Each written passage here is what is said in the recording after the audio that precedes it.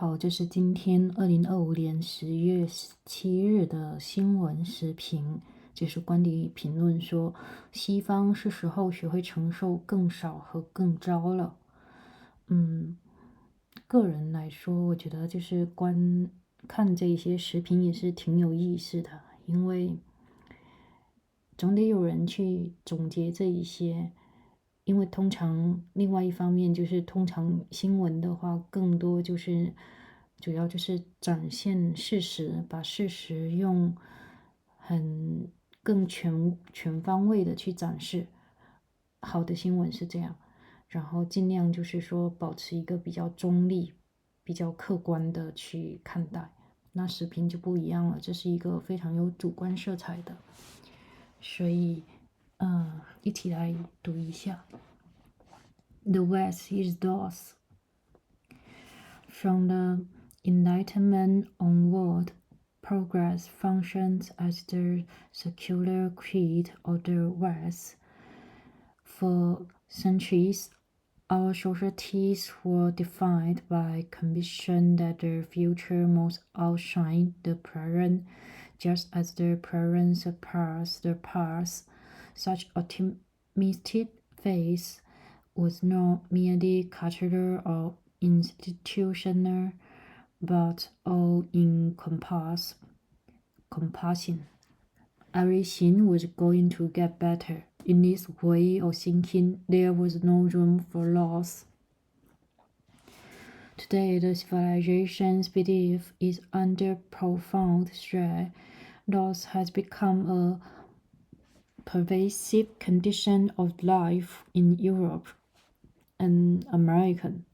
It shares the collective horizon more insistently than at any time since 1945, spilling into the mainstream of political, intellectual, and everyday life. The question is no longer whether loss can be avoided, but whether societies whose imagination is bound to better and more can cling to endure death and wars. How the Christian's answer will shape the trajectory of the 21st century. The most dramatic loss is environmental. Rising temperature, extreme weather, disappearing habitats, and the ruination of intelligence are eroding the condition of life for humans and non-humans alike. Even more threatening than present damage is the anticipation of future devastation, what has aptly been termed climate grief. What is more, migration strategies themselves promise those a departure from the consumer-oriented lifestyle of the 20th century, one celebrated as the hallmark of modern progress. Economic changes have also brought loss. Entire regions once defined by prosperity, Rust Belt America, the coal fires of northern England, small town France, eastern Germany, are now locked in decline. The optimists of the mid-20th century, when upward mobility seemed the natural way of things, have proved exceptional rather than typical. It turns out, a historical interlude. The industrialization and global competition have fractured societies into winners and losers, with large segments of the middle class seeing their security erode. Europe, meanwhile, has become an aging continent. developments have led to an ever-growing share of the population entering retirement age, while the proportion of younger cohorts continue to shrink, along with a lost sense of buoyancy. Old age confronts a large part of the population and their families with bizarre experience of death. Some rural areas suffering stark population decline have become redoubts of the elderly. Across Europe and America, public infrastructure have weakened. Education systems in the United States, the health service in Britain, and transportation networks in Germany have all come under strain, fueling doubts about the capacity of liberal democracy to sustain itself. Housing shortages and grotesquely price dynamics, particularly in metropolitan areas, produce acute insecurity and fears of downward mobility across much of the middle class. And then there are the regression of geopolitics, the post-Cold War acceptation that liberal democracy and globalization would advance unchallenged have collapsed. Russia's war in Ukraine, China's authoritarian assertiveness, and the retreat of multilateral institutions, all signs of the erosion of the liberal order once saw irreversible. A sense of historical reversal looms. Instead of continued democratization, a return of rivalry and violence. These two is experienced as loss, not of material goods, but of confidence and security. Thus, of course, is not new to modernity, yet it sits uneasily with the modern echoes, with a room's dynamism and improvement. The modern secular region of progress tends to excommunicate feelings of loss. Science, technologies, and capitalism all presume constant innovation and growth. Liberal policy promises ever greater well-being. Middle-class life is built on expectation of rising living standards and expanding self-realization. The idea of modern society is freedom for those. This denial is Western modernity foundational lie. Yet such concealment has become impossible. Those multiply and attract attention, while faith in progress falters. Once societies no longer believe that the future will inevitably be better, those appear more severe. There is no guarantee that they are merely transitory episodes. Soon they begin to seem irreversible.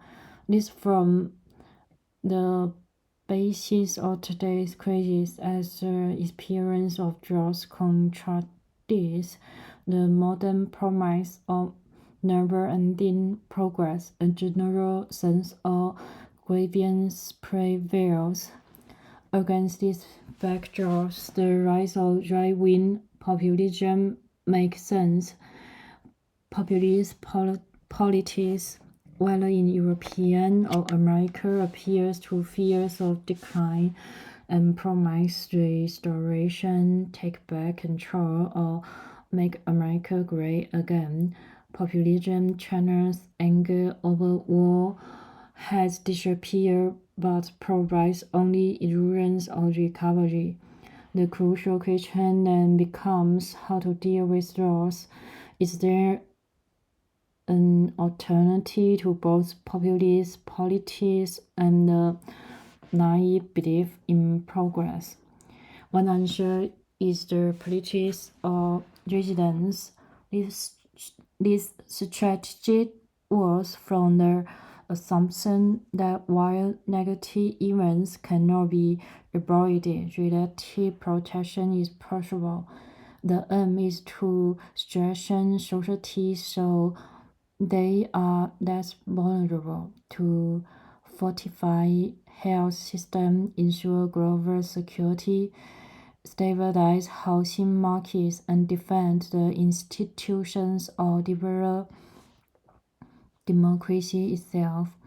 A politics of resilience assesses loss but seeks to shield societies from at least some of them. A second strategy is the revaluation of loss as potential gain. The idea has emerged, especially in ecological circles, that certain loss may liberate rather than impoverish. Was the fossil fuel giant lifestyle truly progress, or a dead end of destruction masquerading as advancement? Might its abandonment enable rich, less frenetic, more substantial forms of life?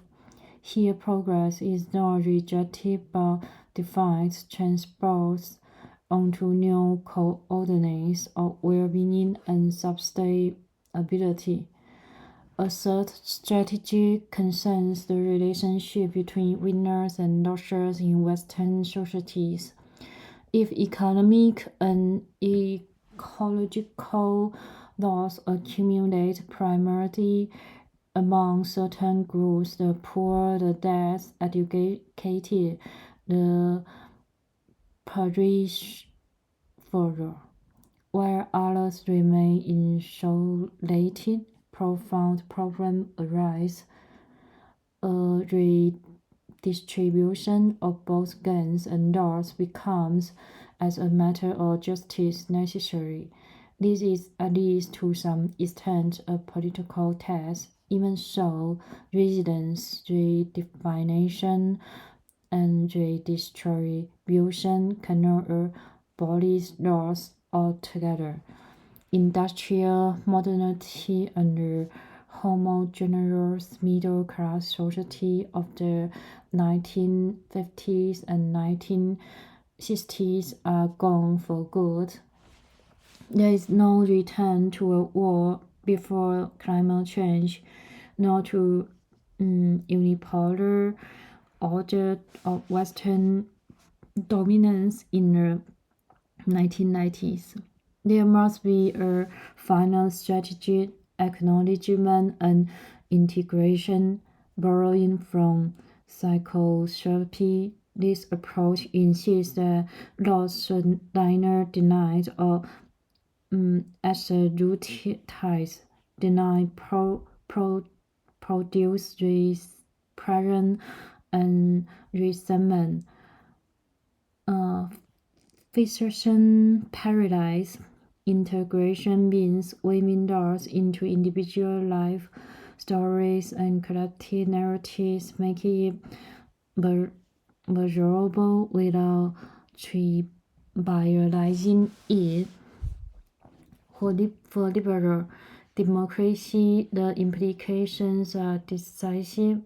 If politics continues to promise endless improvement, it will fuel disillusionment and strengthen populism that rely on betrayed expectations. But if democracy stands to articulate a more ambivalent narrative, one that acknowledges loss, confronts vulnerability moral ability refines progress and pressures resilience that may paradoxically renew themselves to face truth with open eyes, to accept fragility, and to incorporate those into the democratic imagination could, in fact, be the precondition of its vitality. If we once dream of abolishing laws, we must now learn how to live with it. Should we success, it will mark a step towards maturity, and that would become a deeper form of progress. Thanks for listening. Hope you have a good day.